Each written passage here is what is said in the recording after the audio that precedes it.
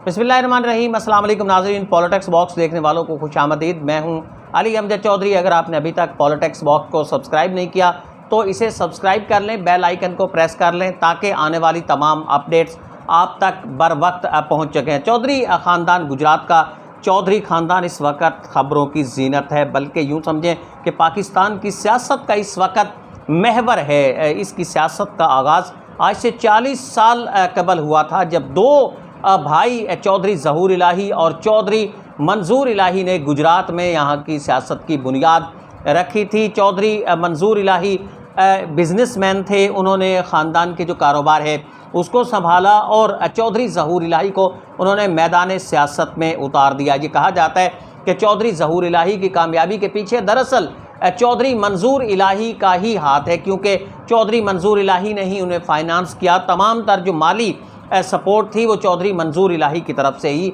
होती थी। अब मैं आपको बताता चलूँ कि चौधरी मंजूर इलाही और चौधरी ज़हूर इलाही की आगे नस्ल कैसे चलती है। चौधरी ज़हूर इलाही के 3 साहबजादे थे, चौधरी शुजात हुसैन, चौधरी वजाहत हुसैन और चौधरी शफात हुसैन। ये तीनों सियासत में आए। चौधरी शुजात हुसैन वफाकी वज़ीर भी रहे, वज़ीर दाखिला भी रहे, पाकिस्तान के वज़ीर आज़म भी रहे। इसी तरह चौधरी वजाहत हुसैन ये सूबाई असम्बली के कई बार मेंबर रहे, उसके साथ कौमी असम्बली के मेंबर भी रहे, वफाकी वज़ीर भी रहे।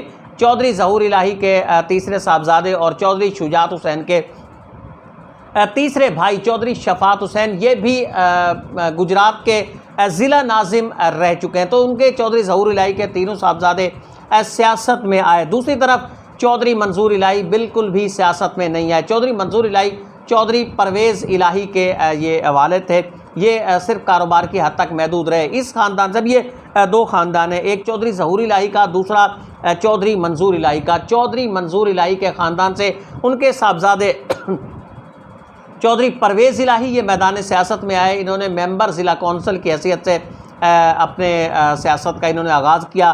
फिर ये सूबाई असम्बली के रुकन भी मुंतखब हुए, पंजाब असम्बली के स्पीकर भी रहे, वज़ीर आला भी रहे, पाकिस्तान के पहले डिप्टी कमिश्नर होने इन्हें डिप्टी वज़ीर आज़म होने का एजाज़ भी चौधरी परवेज़ इलाही को ही हासिल है। एक ही बार नायब वज़ीर आज़म बना और वो चौधरी परवेज़ इलाही थे। अब ये दोबारा इस वक्त सूबाई असम्बली के रुकन भी मुंतखब हो चुके हैं। ये ख़ानदान अपने इत्तफ़ाक़ के हवाले से बड़ा ज़्यादा मिसाली समझा जाता था। एक बड़ी दिलचस्प बात आपको मैं बताना चाहता हूँ। आम तौर पर लोग इस हवाले से नहीं जानते कि चौधरी शुजात हुसैन, चौधरी परवेज़ इलाही ये भाई हैं। कम अज़ कम इस तनाज़े से, जो मौजूदा तनाज़ा था, इससे कबल लोगों को अंदाज़ा ही नहीं था कि ये इनका रिश्ता आपस में क्या है। इन्हें लाजिम व मलज़ूम समझा जाता था। इनके इत्तफ़ाक़ की मिसालें दी जाती थी और इसी इत्तफ़ाक़ की वजह से गुजरात के चौधरी ख़ानदान ने मुकम्मल हुकूमत भी की है। तमाम ओहदे इनके पास रहे और आज तीसरी नस्ल भी इनकी पार्लियामेंट के अंदर बिराजमान है, वफाकी वज़ीर हैं, सूबाई वज़ीर हैं। ये तमाम ओहदे आज भी इनके पास मौजूद हैं। तो अब मैं बात को थोड़ा फिर आगे लेके चलता हूँ। चौधरी ज़हूर इलाही के साहबजादे चौधरी शुजात हुसैन ये सियासत में आ गए। जिस वक़्त चौधरी ज़हूर इलाही का वो जहाँ बहक हुए तो उसके बाद ख़ानदान की जो बागदौड़ है, ये यूँ समझिए कि उसका सियासी हेड मुंतखब करना था। चौधरी परवेज़ इलाही चौधरी शुजात हुसैन से बड़े हैं। ये बड़ी दिलचस्प बात है कि वो 3 माह बड़े, लेकिन ख़ानदान ने चौधरी शुजात हुसैन को चौधरी ख़ानदान का जो सियासी वारिस है ये उन्होंने चुना। और चौधरी शुजात हुसैन बड़े ज़ीरक अंदाज से, बड़ी बुर्दबारी के साथ इस ख़ानदान को लेके चलते रहे। चौधरी परवेज़ इलाही भी हमेशा उनके फर्मा बरदार दिखाई दिए। चौधरी शुजात हुसैन वज़ीर दाखिला रहे, वज़ीर आज़म रहे, तो दूसरी तरफ उन्होंने चौधरी परवेज़ इलाही को भी अकोमोडेट किए रखा। उन्हें पंजाब का वज़ीर आला उन्होंने मुंतखब कराया, सूबाई असम्बली का स्पीकर उन्हें मुंतखब करवाया, नायब वज़ीर आज़म उन्हें मुंतखब करवाया। ये अलग बात है कि इस वक्त उनके दरमियान दरार पड़ गई है। दोबारा जब सूबाई वज़ीर आला वो बनने जा रहे थे तो उस वक़्त ये मसला हो गया। अब इनके दरमियान दरार का आगाज़ कहाँ हुआ, ये बड़ी दिलचस्प सूरत हाल है कि इनके दरमियान से दरार कहाँ से शुरू हुई है। 2018 से कबल कुछ ऐसे इंटरव्यूज़ थे गुजरात के मकामी सहाफ़ियों से कि जिसमें चौधरी शाफ़े हुसैन ये चौधरी शुजात हुसैन के साहबजादे हैं। ये दूसरे साहबजादे, एक साहबजादे उनके चौधरी सालक हुसैन है। सालक हुसैन वफाकी वज़ीर हैं, उन्होंने गुज़िश्ता जब पाकिस्तान तहरीक इंसाफ की हुकूमत को ख़त्म किया गया था तो चौधरी सालक हुसैन ने भी बगावत की थी, वो वफाकी वज़ीर बनाए गए। तो एक तो हैं चौधरी सालक हुसैन जो सियासत के अंदर हैं। चौधरी शुजात हुसैन के दूसरे साहबजादे चौधरी शाफ़े हुसैन हैं, ये कबड्डी फेडरेशन का सरबराह हैं।